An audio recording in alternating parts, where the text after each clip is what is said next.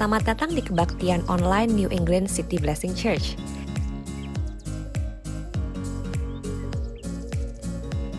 Konsep kebaktian online ini tentu saja bukan untuk meniadakan ibadah seperti biasa, di mana kita berkumpul bersama-sama secara fisik. Namun, seiring dengan perkembangan kondisi COVID-19 sekarang, ibadah online merupakan bentuk ibadah yang terbaik untuk saat ini. Perlu kami tekankan bahwa dengan kebaktian online ini, bukan berarti Anda sekedar menonton ibadah. Kami harap Anda bisa turut berpartisipasi dalam setiap proses ibadah dengan sikap yang baik dan benar. Maka dari itu, berikut adalah beberapa tips agar Anda dapat mengikuti ibadah dari awal hingga akhir dengan kondusif. Pertama, matikan notifikasi di handphone Anda agar Anda dapat berkonsentrasi penuh. Kedua, nyalakan live streaming 15 menit sebelum ibadah dimulai. Ketiga, berpartisipasi aktif dalam praise and worship, sama seperti yang Anda akan lakukan jika Anda berada di dalam ruang ibadah. Keempat, berikan persembahan melalui salah satu opsi online giving yang tersedia. Kelima, dengarkan khotbah dengan seksama. Dan terakhir, akhiri ibadah dengan berdoa bersama.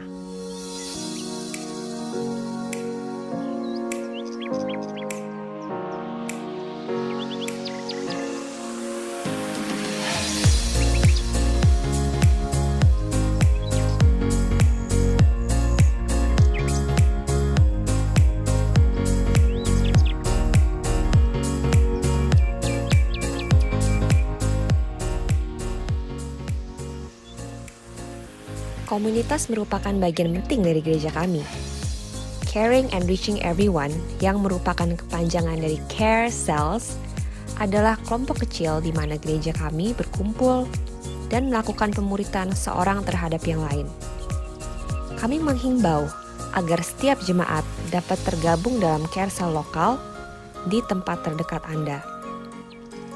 Melalui pendalaman Alkitab, fellowship, dan sharing dalam Care Cell, kami ingin agar setiap jemaat dapat bertumbuh dalam iman dan dalam hubungan dengan Tuhan dan sesama. Ada 3 Care Cell di gereja kami. Untuk informasi lebih lanjut, kunjungi website kami di newenglandcbc.org/care-cell.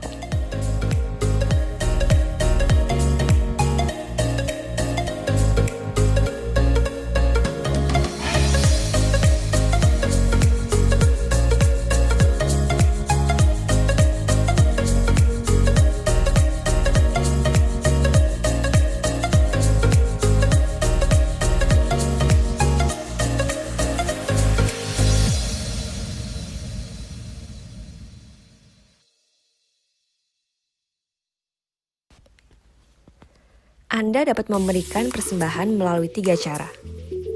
Melalui online di website kami newenglandcbc.org/give.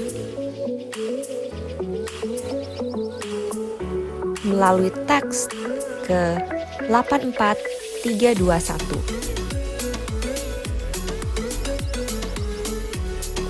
Melalui cek yang ditujukan kepada New England City Blessing Church.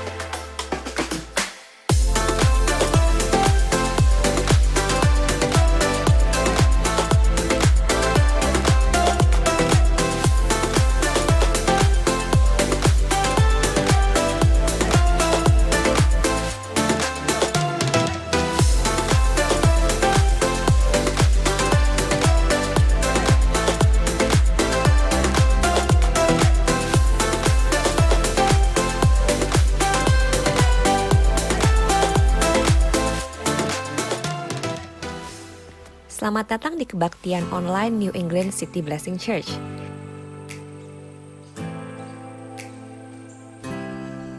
Konsep kebaktian online ini tentu saja bukan untuk meniadakan ibadah seperti biasa, di mana kita berkumpul bersama-sama secara fisik.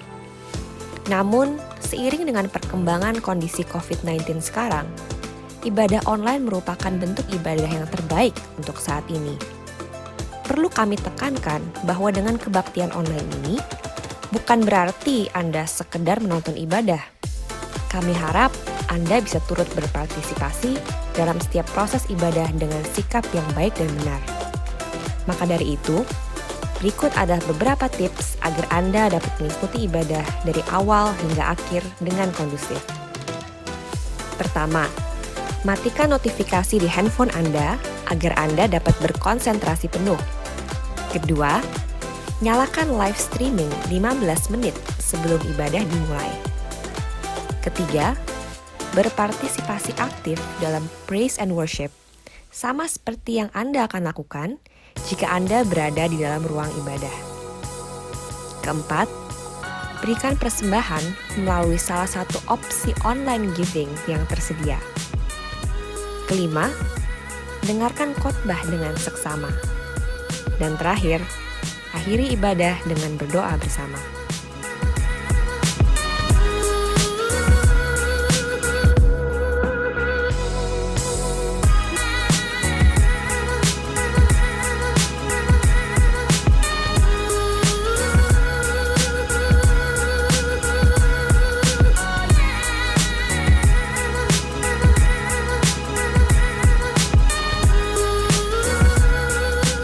Komunitas merupakan bagian penting dari gereja kami. Caring and Reaching Everyone, yang merupakan kepanjangan dari Care Cells, adalah kelompok kecil di mana gereja kami berkumpul dan melakukan pemuritan seorang terhadap yang lain. Kami menghimbau agar setiap jemaat dapat tergabung dalam Care Cell lokal di tempat terdekat Anda. Melalui pendalaman Alkitab, fellowship, dan sharing dalam Care Cell, kami ingin agar setiap jemaat dapat bertumbuh dalam iman dan dalam hubungan dengan Tuhan dan sesama. Ada 3 Care Cell di gereja kami. Untuk informasi lebih lanjut, kunjungi website kami di newenglandcbc.org/care-cell.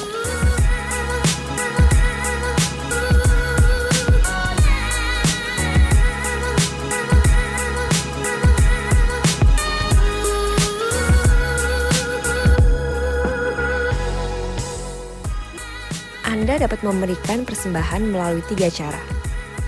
Melalui online di website kami newenglandcbc.org/give. Melalui teks ke 84321.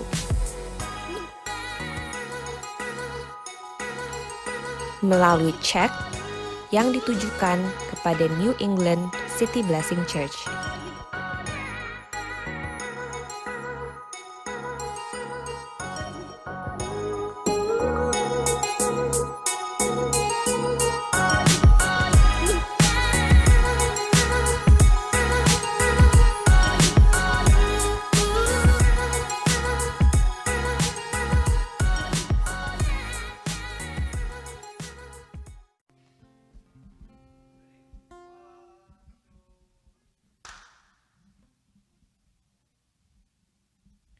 Hello, church. Welcome to our online service. Thank you for joining us today. I hope you all are doing well. Before we begin, let us pray together. Thank you, Lord, for today. Today is a great day that you have made. We'll rejoice and be glad in it. Thank you so much, oh God, for the things you have done in our lives. Thank you for your faithfulness. Thank you for your love. Thank you for your grace. We want to give you our best today, oh God. We want to sing to you. We want to clap our hands. We want to shout and give you all the praise and all the glory. Come on, church. In Jesus' mighty name we pray. Amen.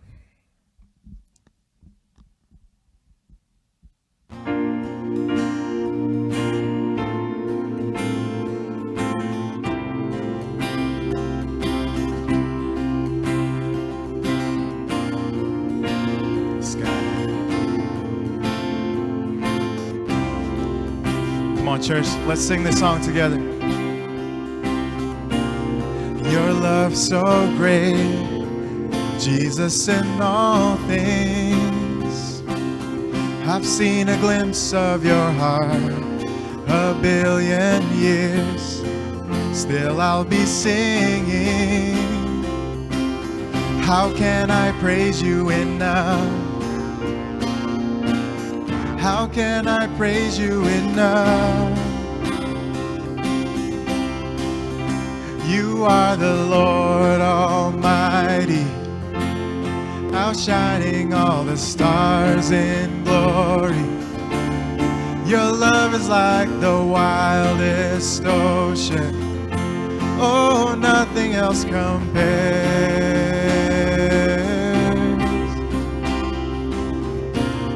Creation calls all to the Savior. We are alive for your praise. In earth and sky, no one is higher. Come on, church. Our God of wonders, you reign. Sing it out. Our God of wonders, you reign. You are the Lord. You are the Lord Almighty, outshining all the stars in glory. Your love is like the wildest ocean. Oh, nothing else compares. You are the Lord. You are the Lord Almighty, outshining all the stars in glory. Your love is like the wildest ocean. Oh, nothing else compares.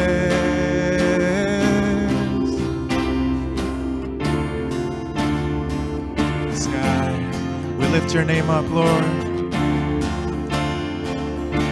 Thank you, Jesus. Not to us, but to your name, we lift up all praise. Not to us, but to your name, we lift up all praise. Come on. Not to us, but to your name, we lift up all praise. Not to us, but to your name, we lift up all praise. You are the Lord Almighty, outshining all the stars in glory. Your love is like the wildest ocean. Oh, nothing else compares. You are the Lord Almighty, outshining all the stars in glory. Your love is like the wildest ocean. Oh, nothing else compares.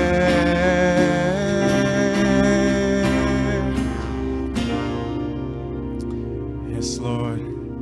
Thank you, Jesus. Before we continue, church, mari kita akui iman kita. Let us confess our faith together. Aku percaya kepada Allah, Bapa yang Maha Kuasa, Khalik langit dan bumi, dan kepada Yesus Kristus, anaknya yang tunggal Tuhan kita, yang dikandung daripada Roh Kudus, lahir dari anak darah Maria, yang menderita di bawah pemerintahan Pontius Pilatus, disalibkan, mati dan dikuburkan, turun ke dalam kerajaan maut. Pada hari yang ketiga, bangkit pula dari antara orang mati, naik ke sorga, duduk di sebelah kanan Allah, Bapa yang Maha Kuasa, dan akan datang dari sana untuk menghakimi orang yang hidup dan yang mati. Aku percaya kepada Roh Kudus, gereja yang kudus dan am, persekutuan orang kudus, pengampunan dosa, kebangkitan orang mati, dan hidup yang kekal. Amen.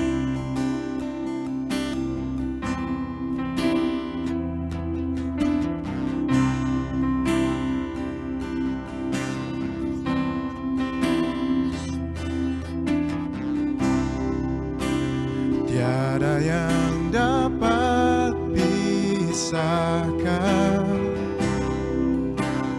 ku dari terangnya kasih-Mu. Kau hadirkan ketenangan yang tak bisa dunia berikan. Kini Kau pegang hidupku dan Kau hapus kesalahanku. Berharganya pengorbanan yang memberikan keselamatan.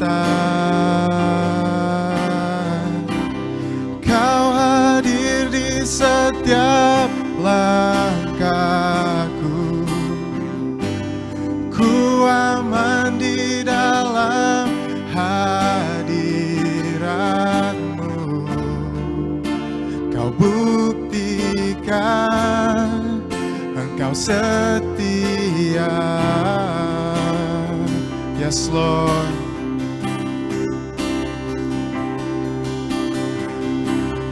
Kan ku angkat tinggi tanganku, tanda ku berserah kepadamu. Selamanya Engkau setia. Amen. Come on, church. Let's sing to Him. Kini Kau pegang hidupku dan Kau hapus kesalahanku. Berharganya pengorbanan, yes Lord, yang memberikan keselamatan. Kau hadir di setiap langkahku. Ku aman di dalam hadirat-Mu. Buktikan Engkau setia. Come on, let's lift up your hands. God. Kan ku angkat tinggi tanganku, tanda ku berserah kepadamu. Selamanya Engkau setia. Yes, Lord. Thank you, Jesus. Oh, your presence never leaves me, and you'll never forsake me. Oh, your presence never leaves me, and you'll never forsake me. Oh, your presence never leaves me, and you'll never, come on church, forsake me. Oh, your presence never leaves me, and you'll never forsake me. Oh, your presence never leaves me, and you'll never forsake me. Oh, your presence never leaves me, and you'll never forsake me. Yeah, hallelujah, hallelujah. Lord, we worship you, we honor you, be lifted high in this place. Jesus, we worship your name, we lift up your name. Come on, church, sing to him, worship him. Oh, we give you all the glory, Lord. Jesus, we thank you, God. We thank you, Lord.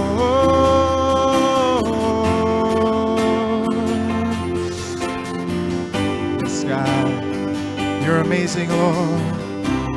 Kau hadir di setiap langkahku, ku aman di dalam hadiratmu. Kau buktikan engkau setia. Yes, Lord. Come on, church, lift up your hands, worship him. Kan ku angkat tinggi tanganku, tandaku berserah kepadamu. Selamanya engkau setia. Oh, your presence, Jesus. Oh, your presence never leaves me, and you'll never forsake me. Oh, your presence, yes, Lord, never leaves me, and you'll never forsake me. Oh, your presence never leaves me, and you'll never forsake me. Oh, your presence never leaves me, and you'll never forsake me.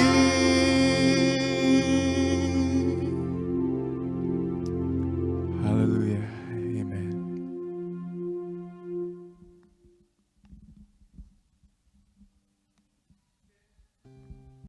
Anda dapat memberikan persembahan melalui 3 cara. Melalui online di website kami newenglandcbc.org/give. Melalui teks ke 84321. Melalui cek yang ditujukan kepada New England City Blessing Church.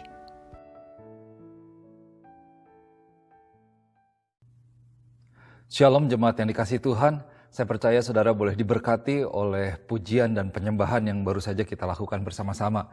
Dan saya percaya juga saudara boleh diberkati lebih lagi dengan firman Tuhan yang akan kita dengarkan pada sore hari ini. Mari kita tundukkan kepala kita berdoa. Saya rindu untuk berdoa buat setiap kita, sehingga firman Tuhan boleh mengubahkan kehidupan kita. Mari kita berdoa. Tuhan Yesus, mengucap syukur buat keberadaan Tuhan dalam kehidupan kami. Kami menikmati, kami mengucap syukur, kami adalah orang-orang yang diberkati. Dan sore hari ini hamba-Mu berdoa, biar Roh Kudus yang boleh bekerja kepada setiap kami, dimanapun setiap jemaat Tuhan berada, Tuhan Yesus boleh jamah, sehingga pikiran kami boleh terbuka, Terlebih hati kami boleh terbuka terhadap firman Tuhan. Dan firman Tuhan boleh terus membawa sebuah perubahan dalam kehidupan kami. Sehingga kami sebagai gereja Tuhan boleh memiliki karakter yang baik, terus disempurnakan. Dan kami boleh terus berkarya menyaksikan Yesus lewat kehidupan kami sehari-hari. Di dalam nama Yesus kami berdoa mengucap syukur. Haleluya. Amin. Amin. Nah, saudara yang dikasih Tuhan, dalam beberapa minggu ke belakang kita belajar tentang firman Tuhan. Ada banyak sekali yang kita pelajari tentang firman Tuhan dan saya memperkatakan banyak sekali perkataan firman Tuhan.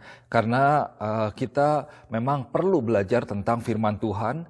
Kita mendengar banyak tentang firman Tuhan. Kita terus belajar karena saya percaya sungguh bahwa firman Tuhan itu adalah sebuah fondasi atau dasar daripada kehidupan setiap orang percaya. Selain juga firman Tuhan itu adalah sebuah panduan atau seperti GPS yang kita kenal pada hari ini ya. Di mana firman Tuhan itu yang mengarahkan, yang membawa kehidupan kita. Dan tanpa firman Tuhan, kehidupan kita ini di muka bumi ini akan menjadi kehidupan seperti kalau kita berada di tengah hutan tanpa ada peta, tanpa ada arahan, maka kita akan hilang. Dan terlebih lagi saya sungguh percaya bahwa firman Tuhan itu adalah firman yang memerdekakan setiap kita. Firman yang memberikan sebuah kebebasan. Jadi sore hari ini saya mau sampaikan sebuah firman Tuhan, kebenaran firman Tuhan tentang bagaimana kita bisa hidup di dalam yang namanya sebuah kemerdekaan. Bukan kemerdekaan yang semu, bukan kemerdekaan yang palsu, tetapi kemerdekaan yang sesungguhnya. Oleh karena itu saya beri judul khotbah saya pada sore hari ini yaitu benar-benar merdeka atau freedom indeed. Kita benar-benar mengalami kehidupan yang dimerdekakan. Nah, sebelum saya mulai untuk masuk dalam firman Tuhan lebih lagi, saudara kita tahu bahwa ada dua kehidupan yang akan kita jalani dan sedang kita jalani sekarang, yaitu kehidupan yang sekarang, kehidupan saat ini yang mana adalah sementara, dan kemudian ada kehidupan yang kekal, kehidupan setelah kehidupan, di mana kehidupan itu adalah kehidupan yang selama-lamanya. Nah, yang pertama, kehidupan setelah kehidupan ini, saya bahas yang kehidupan setelah kehidupan atau kehidupan kekekalan. Kita tahu bahwa manusia itu berusaha untuk mendapatkan kehidupan kekal ini. Manusia berusaha dengan mencoba untuk berbuat baik, untuk hidup dengan baik, dengan setiap orang, melakukan hal-hal yang baik. Tetapi ternyata tidak ada usaha manusia yang dapat sampai kepada Tuhan, dapat membawa kita kepada Tuhan, yang melayakkan diri kita untuk menjadi bagian di dalam kerajaan sorga. Nah, kita tahu Yesus datang, Yesus mati di kayu salib, Yesus menebus setiap dosa kita, sehingga ketika kita menerima Tuhan di dalam kehidupan kita, maka kita memiliki sebuah jaminan akan kehidupan yang kekal.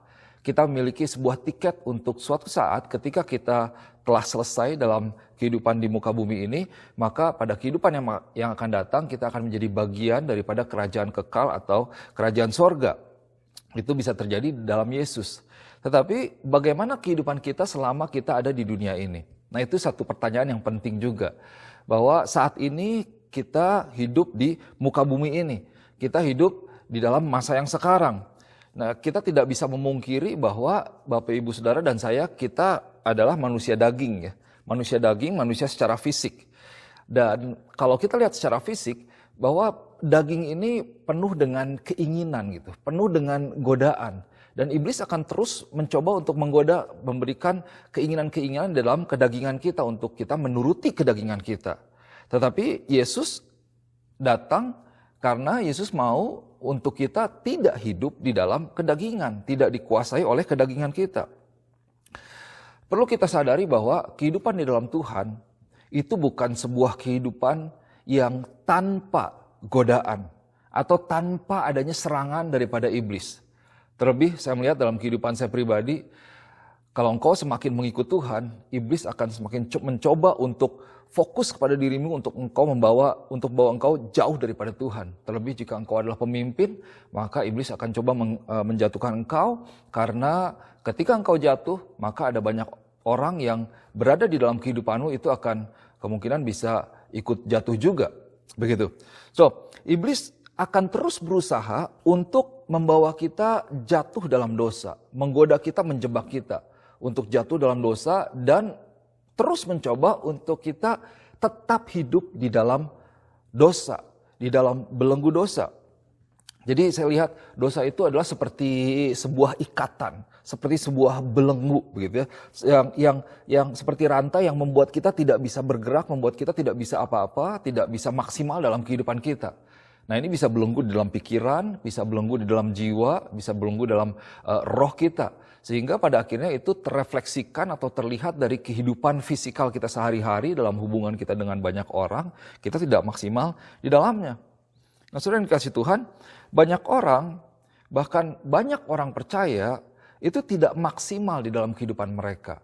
Apakah di dalam pekerjaan mereka, di dalam keluarga mereka, atau di dalam pelayanan mereka. Karena tanpa sadar ternyata masih ada belenggu yang mengikat diri mereka. Tadi ya di dalam pikiran mereka, cara mereka memandang itu dipengaruhi oleh kejadian buruk yang misalnya terjadi di masa lalu mereka, sehingga itu menjadi sebuah belenggu, sebuah ikatan. Atau mungkin juga ada kuasa-kuasa jahat yang membelenggu setiap orang sehingga mereka tidak maksimal di dalam setiap talenta, setiap hal yang Tuhan berikan, atau mereka dikuasai oleh kutuk dan lain sebagainya. Jadi kalau kita lihat, ketika kita hidup dalam dosa, manusia hidup di dalam dosa itu seperti hidup di dalam sebuah penjara, seperti hidup di dalam sebuah kurungan. Atau lebih lagi kita bisa bayangkan itu seperti sebuah, misalnya kita sudah berada di dalam penjara, tetapi kaki kita pun dirantai dengan sebuah bola besi. Kita tidak bisa bergerak maksimal, tidak bisa melakukan maksimal, padahal begitu banyak talenta yang Tuhan berikan dalam hidup kita, karunia yang Tuhan berikan dalam hidup kita, dan ada tujuan Tuhan untuk kita berada di muka bumi ini yang mana luar biasa untuk setiap orang, untuk saya dan untuk Bapak Ibu Saudara semuanya.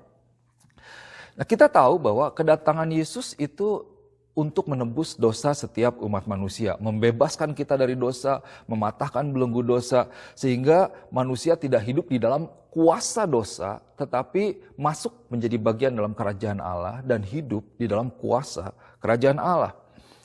Saudara yang kasih Tuhan, Tuhan mau kita tidak dikuasai dosa tentunya. Untuk itulah Tuhan datang untuk membebaskan setiap kita. Waktu kita percaya kepada Tuhan, maka kita boleh keluar dari kuasa iblis dan masuk menjadi bagian dalam kerajaan Allah. Kita memiliki jaminan keselamatan dan menjadi bagian dalam kehidupan kekekalan nanti bersama-sama dengan Tuhan. Nah, sore hari ini saya mau ajak saudara semua untuk kita boleh melihat satu perikop firman Tuhan. Ini sebuah kebenaran yang akan mengubahkan kehidupan setiap kita, satu prinsip firman Tuhan. Dan kalau kita jalankan, kita mengerti betul, saya percaya dan ini kita terus jalankan dari hari demi hari, mengizinkan firman Tuhan untuk mengubahkan kehidupan kita, maka kehidupanmu akan menjadi kehidupan yang penuh, yang benar-benar merdeka. Tanpa adanya ikatan, tanpa adanya tekanan, tanpa adanya hal yang beban berat yang begitu ada dalam kehidupanmu yang membuat engkau tidak maksimal dalam apapun yang kau lakukan. Kita lihat firman Tuhan dari kitab Yohanes pasal yang ke-8 ayat yang ke-31 dan 32. Firman Tuhan katakan seperti ini. Maka katanya kepada orang-orang Yahudi yang percaya kepadanya, jikalau kamu tetap dalam firman-Ku, kamu benar-benar adalah murid-Ku. Again, Tuhan Yesus seringkali katakan, nyatakan, dan tegaskan tentang bagaimana hidup seorang pengikut Tuhan itu adalah hidup yang mengikuti firman Tuhan. Tinggal di dalam firman Tuhan. Jadi, jikalau kamu tetap dalam firman-Ku, kamu benar-benar adalah murid-Ku. Ayat 32, dan kamu akan mengetahui kebenaran, dan kebenaran itu akan memerdekakan kamu. So, Yesus katakan, kamu akan mengetahui kebenaran, you shall know the truth, and the truth shall set you free. Siapa yang memerdekakan kita? Kebenaran. Firman Tuhan, Yesus itu sendiri. Itu yang akan memerdekakan setiap kita. Saudara, kalau saya katakan tentang merdeka, merdeka itu ya lawan katanya, merdeka itu kan bebas ya, istilahnya merdeka, bebas, kita bisa menikmati kehidupan, kebebasan kita. Tapi lawan dari itu adalah terkurung begitu, atau diperbudak. Saya lihat tentu saya percaya tidak ada orang yang suka atau tidak mau hidup di dalam yang namanya penjara, di dalam sebuah kurungan. Ini kita sudah 3 bulan lebih, tanda kutip, dikurung di rumah. Kita tidak dianjurkan untuk pergi kemana-mana. Padahal di rumah masih kita memiliki berbagai macam hal. Ada makanan, ya kita masih bisa tetap pergi ke supermarket untuk beli makanan. Ada komputer, ada internet, kita bisa memiliki tetap tidur yang enak, bisa tetap pergi ke halaman. Tetapi itu saja sudah seperti penjara yang membuat orang stres juga, ingin keluar. Bagaimana dengan penjara yang sesungguhnya? Dan sebenarnya penjara yang lebih menyiksa itu adalah ketika kita dipenjara atau diperbudak oleh iblis dengan kuasanya. So, semua orang ingin memiliki kebebasan dalam kehidupannya. Dalam arti menikmati hidup sepenuhnya tanpa adanya belenggu atau ikatan yang ada dalam hidup kita. Jadi sementara kebalikan daripada kebebasan adalah keterikatan atau penjajahan.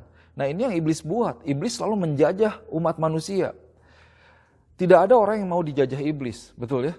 Nah, saudara, beban daripada iblis lewat penuduhan-penuduhan, lewat keterikatan, ikatan yang membuat hidup kita tidak maksimal gitu. Apa yang Tuhan berikan, apa yang Tuhan rencanakan tidak tercapai karena ternyata kita hidup diikat oleh kuasa daripada iblis. Tuhan mau untuk kita boleh dibebaskan, memiliki kehidupan yang benar-benar merdeka. Firman Tuhan tadi katakan, "You shall know the truth, and the truth shall set you free." Kamu akan mengetahui kebenaran. Kalau kamu mengetahui kebenaran, maka kebenaran itu yang akan membebaskan kamu. Nah, saudara, orang berusaha di dunia ini berusaha maksimal untuk mendapatkan yang namanya kebahagiaan. Kita berusaha mendapatkan kebahagiaan dengan berbagai macam cara yang kita lakukan, kita coba lakukan dengan apa yang kita bisa. Tapi sayangnya ada kebahagiaan yang ternyata semu, yang malah pada akhirnya membawa kita masuk dalam sebuah jebakan atau jeratan yang menjadi sebuah beban dalam kehidupan kita. Saya kasih contoh kecil. Misalnya, orang pikir bahwa orang perlu bahagia, orang untuk menjadi bahagia mereka perlu punya mobil bagus, mereka perlu selalu memakai pakaian-pakaian yang bermerek, tas yang bermerek, yang mahal-mahal terlebih, harus pakai handphonenya yang terbaru, yang paling terakhir dikeluarkan, begitu ya. Yang mana itu semua sebenarnya di luar daripada kemampuan dia. Tapi dia pikir itu adalah sebuah kebahagiaan, dia akan coba. Pada akhirnya kemungkinan yang bisa terjadi adalah banyak orang terjerat di dalam hutang mereka yang menjadi beban dalam kehidupan mereka. Itu menjadi jerat beban yang terus ada dalam kehidupan orang tersebut. Atau misalnya ada orang lain yang berusaha untuk mendapatkan kebahagiaan, mereka pikir bahwa oh ya saya harus memulai hubungan. Kalau ada satu orang yang mengasihi saya, maka saya akan bahagia. Tapi kita tahu bahwa sebuah hubungan tanpa didasari oleh prinsip kebenaran firman Tuhan itu bukanlah sebuah hubungan yang baik. Terlebih kalau kita memulai sebuah hubungan, dalam hal ini spesifik hanya untuk sekedar memuaskan diri kita atau membuat kita tenang, membuat kita memiliki pendamping atau karena tekanan sosial terlebih lagi, maka suatu saat ketika hubungan itu putus atau lepas, maka akan ada luka yang mendalam dalam kehidupan orang tersebut yang akan membawa selama bertahun-tahun, bisa jadi itu menjadi sebuah dasar untuk dia bertindak di dalam tindakan dia selanjutnya. Bisa jadi orang itu jadi takut untuk memulai hubungan atau malah menjadi memiliki hal kelainan yang lain, tidak mau memulai hubungan kembali.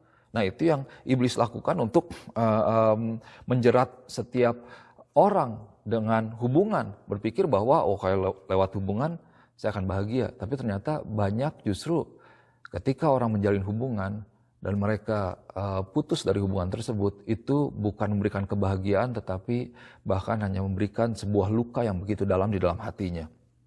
Dikuasai kebencian, dikuasai oleh sakit hati, menjadi sebuah trauma. Nah, saudara, yang Tuhan mau dalam kehidupan saya dan saudara adalah kita boleh menikmati kehidupan yang bebas daripada penjajahan iblis. Bebas dari kuasa iblis, tapi hidup dengan sukacita, kita memiliki kedamaian yang sejati dalam hati kita. Nah, kalau kita bersukacita, hendaknya sukacita itu ada di dalam sebuah kebebasan.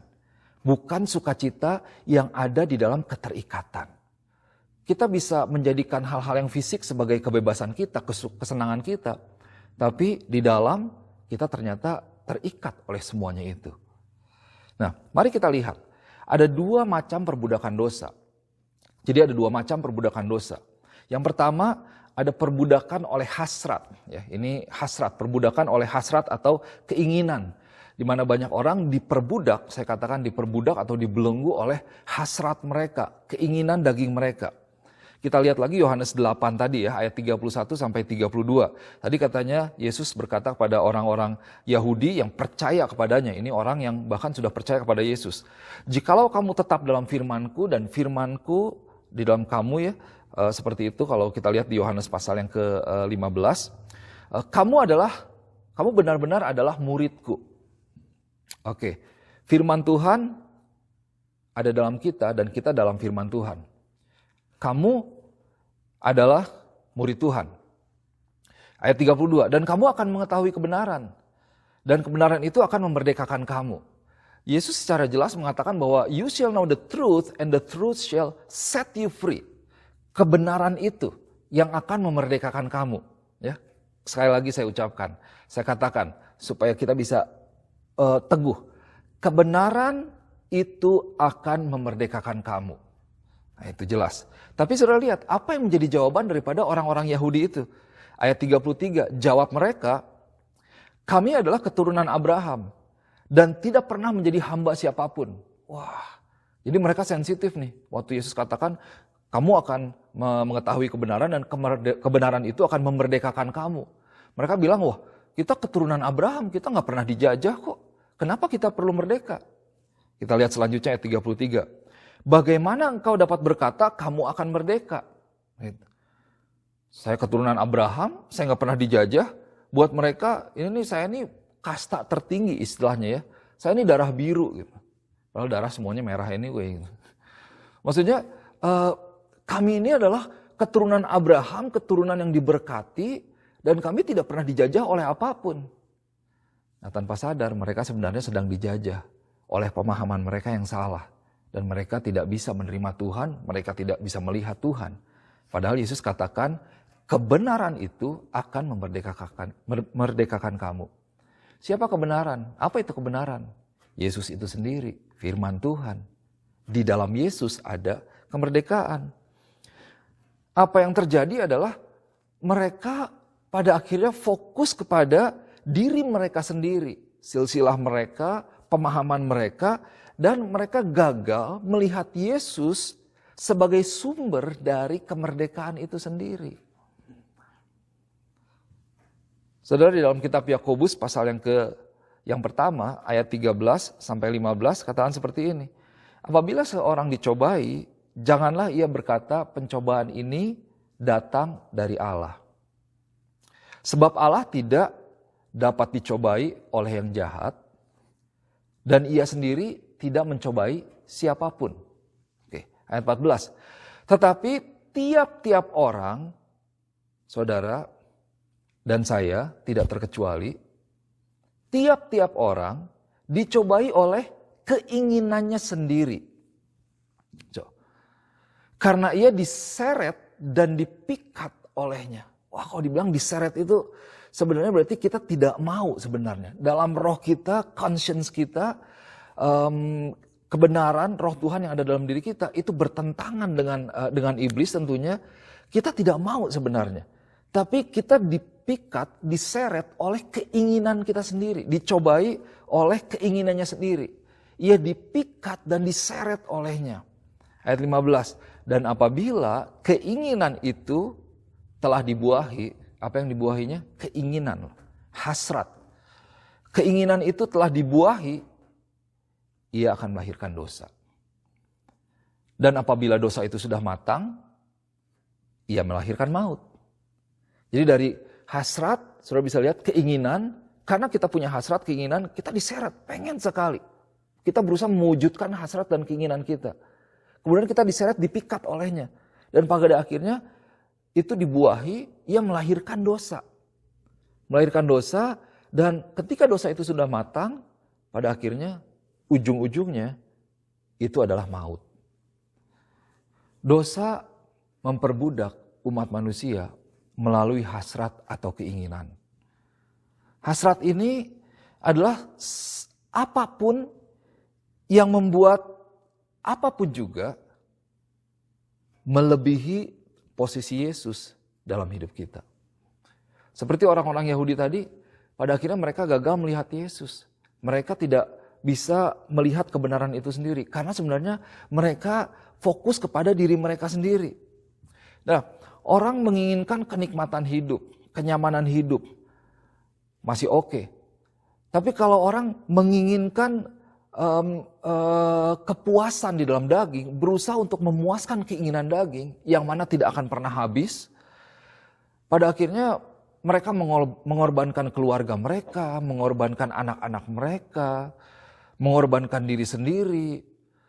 Saya suka lihat ada banyak orang yang hidup dengan alasan keluarga, dengan alasan untuk kehidupan yang lebih baik. Pada awalnya niatnya baik, tapi misalnya kerja jadi 2 shift, tidur hanya 3-4 jam setiap hari, anak terlantar, tidak terperhatikan, istri demikian juga. Sehingga istri akhirnya mencari perhatian di tempat lain, anak menjadi nakal dan lain sebagainya, keluarganya hancur. Mereka pikir bahwa dengan mendapatkan materi yang banyak bisa mendapatkan kebahagiaan, tetapi itu adalah kebahagiaan yang semu. Nah, ini yang paling berbahaya, karena dengan mengejar hasrat, mengejar keinginan, berusaha untuk memenuhi keinginan, mereka mengesampingkan Yesus pada akhirnya. Dan mereka menempatkan Yesus sebagai posisi yang kedua, bukan prioritas utama dalam kehidupan mereka. Nah, itu yang menjadi dosa. Ketika ada sesuatu hal yang lebih tinggi posisinya daripada Yesus yang ada di dalam diri kita. Yang seharusnya Yesus yang lebih tinggi, yang utama dalam kehidupan setiap kita. Prioritasnya berubah. Saudara, hal yang umum yang kita bisa lihat. Apakah pekerjaan kita, apakah keinginan kita itu sampai membawa kita jauh dari Tuhan. Membawa kita tidak mencari Tuhan lagi. Membawa kita lupa daripada Tuhan. Membawa kita tidak berdoa, tidak baca firman, tidak perlu Tuhan seolah-olah. Karena kita mampu dengan kemampuan kita untuk bekerja, melakukan sesuatu untuk memenuhi kedagingan kita, keinginan daging kita. Atau lebih lagi, apakah yang kita lakukan saat ini itu membawa kita tidak melayani Tuhan? Nah, ini bahaya. So, manusia terpikat dan diseret olehnya. Yang kemudian berubah menjadi dosa dan akhirnya dosa menghasilkan maut. Poin yang kedua. Kalau tadi 2 macam perbudakan dosa. Jadi dosa itu diperbudak, kita umat manusia seringkali diperbudak oleh hasrat kita. Nah, poin yang kedua, perbudakan itu pada akhirnya membawa kepada sebuah yang namanya penghukuman. Perbudakan, slavery, atau ikatan daripada iblis itu membawa kepada sebuah penghukuman, pada akhir yang buruk ya. Mungkin ada yang bilang bahwa, well ya kan oke pastor, nggak apa-apa, it's okay lah. Atau buat saya pribadi, mungkin orang lain enggak, tapi buat saya oke kok. Mengejar keinginan saya karena itulah hidup ya. Hidup cuma sekali di dunia ini, YOLO, namanya you only live once. Pokoknya berusaha untuk mendapatkan yang terbaik, untuk bisa menikmati segalanya. Nggak apa-apa kok, bebas-bebas aja. Nah, saudara dikasih Tuhan, hati-hati. Jika hasrat atau keinginan pada akhirnya mengambil alih posisi Tuhan, merubah prioritas kita pada Tuhan, maka itu menjadi dosa dan dosa itu berakhir pada maut. Banyak orang berusaha mendapatkan kebebasan dari hal-hal yang lain selain Tuhan. Padahal sebenarnya seperti firman Tuhan katakan tadi, you shall know the truth and the truth shall set you free. Engkau tidak bisa mendapatkan kebebasan dari hal-hal yang lain. Kebebasan hanya didapatkan dari Tuhan kita Yesus Kristus. Dan untuk itulah Yesus datang untuk membebaskan kita dari dominasi dan penghukuman dosa. So, Galatia 3 ayat 13 katakan seperti ini. Kristus telah menebus kita dari kutuk hukum Taurat dengan jalan menjadi kutuk karena kita. Sebab ada tertulis, terkutuklah orang yang digantung di kayu salib. Yesus itu sendiri. Sudah perhatikan, kebebasan adalah ketika keinginan dan kemampuan, kemudian kesempatan dijalani tanpa yang namanya sebuah penyesalan. Penyesalan kenapa? Karena ada penghukuman yang akibat daripada dosa itu sendiri. Jadi ketika apa yang kita inginkan, ketika kemampuan kita, ketika kesempatan yang kita ambil dan yang kita lakukan pada akhirnya menjadi sebuah tindakan membawa kita jauh dari Tuhan, membawa kita kepada dosa, kita tidak sedang hidup lagi dalam kebebasan. Tetapi kita hidup dalam namanya perbudakan. Saya kasih sebuah contoh. Ada sebuah olahraga yang disukai oleh orang yang punya adrenalin yang tinggi ya. Namanya skydiving atau terjun bebas, terjun payung lah kalau kita bilang ya. Jadi mereka suka terjun payung. Saya punya satu teman yang luar biasa senang bukan terjun payung tapi dia gantole tapi di udara. Karena di udara itu kan istilahnya bebas gitu ya. Bisa melihat semuanya dengan udara itu bebas sekali, mau kemanapun juga tidak ada halangan. Seperti itu. Nah, kalau orang yang terjun payung misalnya, dia akan pergi dan kemudian dia akan naik pesawat dan dia akan ada pada satu titik di mana dia akan loncat. Dia akan memutuskan untuk loncat, untuk free fall, terjun bebas namanya. Dan biasanya disitulah yang dinikmati oleh mereka. Ketika mereka terjun bebas dalam kecepatan yang sangat tinggi, semakin lama semakin cepat, saya tidak tahu detailnya seperti apa. Tapi itu sepertinya memberikan sebuah kebebasan yang luar biasa. Mereka bisa melayang dalam waktu-waktu yang tertentu. Jadi ada sebuah hasrat, keinginan. Nah, keinginan, kepengennya apa? Kepengen merasakan kebebasan. Lewat olahraga ini contohnya. Kemudian dia punya kemampuan, dia punya skill yang ada. Dia punya, dia mampu untuk melakukan itu. Dan kemudian juga ada kesempatannya. Ada kesempatan yang dia miliki dalam kehidupannya sehingga pada akhirnya dia bisa melakukan apa yang dia inginkan. So, orang tersebut pada titik tertentu dia sudah siap di pesawat dan dia meloncat dan akhirnya dia loncat. Dia menikmati keindahan yang luar biasa. Tetapi ternyata tidak cukup hanya di situ. Tidak cukup memiliki keinginan, tidak cukup memiliki sebuah kemampuan, skill, tidak cukup memiliki hanya dengan yang namanya kesempatan. Tetapi ada satu hal yang diperlukan, yaitu payung yang perlu terbuka. Tanpa payung yang terbuka, tentu dalam hitungan detik, 30 detik mungkin, 45 detik, 1 menit, atau berapa menit, orang tersebut akan jatuh dan mati. Nah saudara yang dikasih Tuhan, kita perlu satu hal di dalam kebebasan, yaitu payung. Tanpa payung, engkau akan mati. Engkau tidak memiliki sebuah perlindungan. Engkau pikir engkau menikmati kebebasan dan lain sebagainya, pada akhirnya tanpa engkau sadari, di ujung sana kematian sudah menanti. Tapi kita perlu payung. Nah, payung itu adalah Yesus itu sendiri. Kebebasan kita di dalam Kristus Yesus membawa kita menikmati kehidupan dan membawa kepada keselamatan. Yohanes 8 ayat 36 katakan seperti ini. Jadi apabila anak itu memerdekakan kamu, apabila Yesus memerdekakan kamu, kamu pun benar-benar merdeka. Freedom indeed. Kamu benar-benar merdeka. Jadi bukan merdeka yang semu, tapi kamu benar-benar merdeka, benar-benar dimerdekakan. Wah, iblis akan mencoba terus menipu umat manusia, menawarkan kebebasan semu tanpa batas. Nikmati kehidupanmu, engkau bisa melakukan ini, engkau mampu membeli ini, engkau mampu mendapatkan ini. Nikmati saja kehidupanmu. Wah, pada akhirnya kita masuk dalam jerat iblis, kita terpikat oleh keinginan kita sendiri, dan ujungnya berakhir kepada maut. Iblis banyak menipu orang percaya. Bahwa saat mengikut Tuhan, kadang-kadang banyak orang berpikir, oh ya saya nggak mau jadi Kristen, saya nggak mau ikut Tuhan karena ternyata banyak larangannya, banyak nggak bolehnya pastor. Oh dulu kan saya seneng ngerokok, sekarang nggak boleh ngerokok. Dulu saya mau melakukan ini, sekarang sepertinya tidak boleh untuk melakukan ini. Nah itu sebenarnya jebakan atau perbudakan yang iblis taruh di dalam pikiran kita sehingga kita tidak menikmati kebebasan yang sesungguhnya dengan seolah diberikan kebebasan yang semu bahwa kamu bisa melakukan apa saja. Nah akibat dari itu orang gak ke gereja, orang gak mau ikut Tuhan, orang tidak mau mengikuti persekutuan atau doa, padahal di sana ada firman Tuhan, ada kuasa pujian penyembahan dalam ibadah-ibadah kita, ada kuasa daripada persekutuan yang bisa memperlengkapi kita, memberikan damai dan sukacita yang sejati. Saudara lihat, iblis sebenarnya mencoba mengambil kita dengan menggoda kita, dengan memberikan kebebasan yang semu.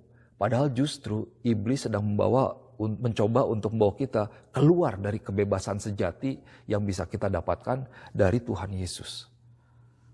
Saudara dikasih Tuhan, Yesus adalah pribadi yang menyelamatkan kita. Dan firman Tuhan itu adalah pelindung kita yang membawa kita tetap selamat di dalam setiap hal yang kita lakukan. Kita pada akhirnya benar-benar bisa menikmati kebebasan yang membawa kepada sukacita tanpa penyesalan. Nah, coba berapa kali atau saudara pernah melihat atau mungkin kau mengalami, wah saya mau liburan.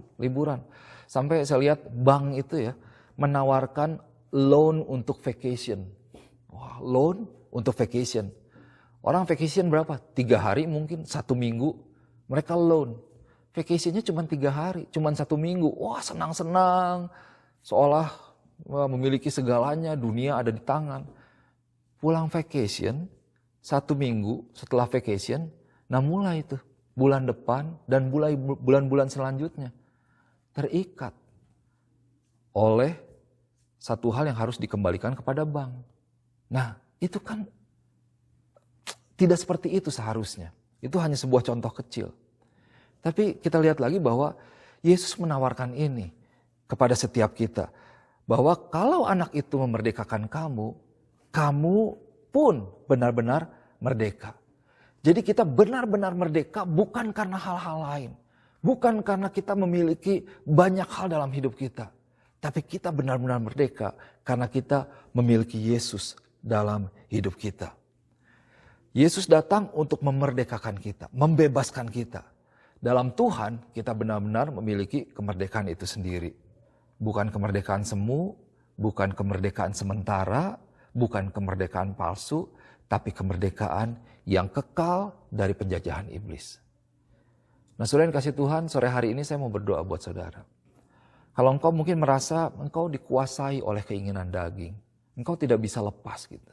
Atau itu satu hal yang perjuangan yang berat dalam kehidupanmu. Ada ikatan yang membuat engkau tidak maksimal. Apakah itu keserakahan, ikatan obat-obatan, ikatan dalam alkohol, ikatan dosa seksual, ikatan keinginan untuk, bisa jadi untuk menjadi terkenal, sehingga engkau melakukan hal-hal yang kotor dalam kehidupanmu, misalnya dalam politik atau mencoba untuk menjegal orang untuk engkau bisa naik. Engkau perlu melakukan seperti itu. Atau engkau perlu mendapatkan persetujuan dari orang lain. Engkau perlu merasa bahwa engkau perlu menyenangkan semua orang lain sehingga engkau menuruti apa yang orang minta untuk engkau lakukan dan lain sebagainya. Merasa diri tidak berharga dan lain sebagainya. Ada penuduhan-penuduhan. Ada banyak ikatan yang mungkin engkau alami atau engkau rasakan dalam kehidupanmu. Atau engkau mungkin merasakan bahwa saya seharusnya tidak melakukan hal ini. Saya tapi tetap melakukan hal ini. Susah sekali. Saya tahu ini salah, saya tahu ini tidak boleh. Saya tahu ini melanggar firman Tuhan. Saya tahu ini dosa. Tapi saya tidak bisa lepas. Saya berusaha tapi terus saya jatuh kembali dan jatuh ke dalamnya. Atau mungkin juga ada perang dalam hati nuranimu. Sehingga membuat hidupmu tidak maksimal di dalam Tuhan. Atau bahkan ada idea tanpa sadar engkau mungkin berkata, I'm okay without God. Saya oke gak ke gereja. Saya oke kok gak baca firman Tuhan. Saya oke gak berdoa kepada Tuhan. hati-hati. Iblis sebenarnya sedang mengelabuimu untuk engkau tidak menerima kebebasan dan keselamatan kekal daripada Tuhan. So, engkau perlu Yesus. Engkau perlu Yesus sebagai juru selamatmu. Hampiri Tuhan, sebut nama Tuhan, panggil nama Tuhan. Katakan, Yesus, aku membutuhkan engkau. Sore hari ini adalah saat yang terbaik untuk kita boleh panggil Tuhan. Mari saudara, mari kita berdoa. Saya rindu untuk berdoa buat setiap saudara. Saya rindu supaya setiap kita boleh memiliki kehidupan di dalam Tuhan. Sukacita, kedamaian sejati tanpa penyesalan. Dan bahkan yang akan membawa kita kepada kehidupan kekal. Mari kita berdoa. Tuhan Yesus mengucap syukur buat firman Tuhan. Seperti firman Tuhan katakan bahwa the truth shall set us free. Firman Tuhan, kebenaran itu akan memerdekakan kita. Dan biar firman Tuhan pada sore hari ini berbicara ke dalam setiap jemaat Tuhan. Memerdekakan mereka dari setiap belenggu dan ikatan yang ada. Hamba berdoa jika ada tantangan, ada keterikatan, ada pergumulan yang dialami oleh setiap jemaat Tuhan sore hari ini Bapak. Engkau jamah mereka saat mereka memberikan diri mereka kepada Engkau. Membuka diri mereka kepada Engkau Tuhan. Engkau boleh lihat itu semua. Dan di dalam nama Tuhan Yesus hamba berdoa kuasa yang daripada Tuhan. Kuasa di atas segala kuasa. Itu boleh melepaskan setiap ikatan yang ada. Boleh mematahkan setiap kutuk. Boleh membebaskan setiap belenggu yang iblis coba lakukan atau taruhkan dalam kehidupanmu. Di dalam nama Tuhan Yesus. Bekerja kuasa Tuhan. Jemaat yang dikasih Tuhan, engkau adalah orang yang dibebaskan. Itu semua bisa terjadi saat ada Yesus dalam kehidupanmu. Mari kita berdoa kembali. Kita minta Tuhan. Tuhan, aku mau terima Engkau Tuhan. Aku mau menjadikan Engkau Raja dalam kehidupanku. Biar Engkau boleh mengendalikan kehidupanku.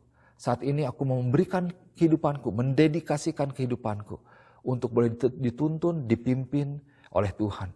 Biar Tuhan yang boleh menjadi Raja dalam kehidupan, dalam hatiku. Dan aku menerima karya keselamatan daripada Tuhan. Aku percaya saat ini aku adalah manusia yang baru. Dosaku telah ditebus. Dan aku boleh menikmati kehidupan bersama-sama dengan Tuhan. Terima kasih Bapa. Mari jemaat yang dikasih Tuhan, angkat tanganmu, terima berkat daripada Tuhan. Jemaat yang dikasih Tuhan, diberkatilah engkau, pergilah, jadikanlah semua bangsa muridku, dan ketahuilah bahwa aku menyertai kamu dari sekarang sampai selama-lamanya. Tuhan memberkati engkau dan melindungi engkau. Tuhan menyinari engkau dengan wajahnya dan memberi engkau kasih karunia. Tuhan menghadapkan wajahnya kepadamu dan memberi engkau damai sejahtera. Di dalam nama Yesus, mari semua yang percaya katakan amin. Amin. Selamat hari Minggu, Tuhan memberkati.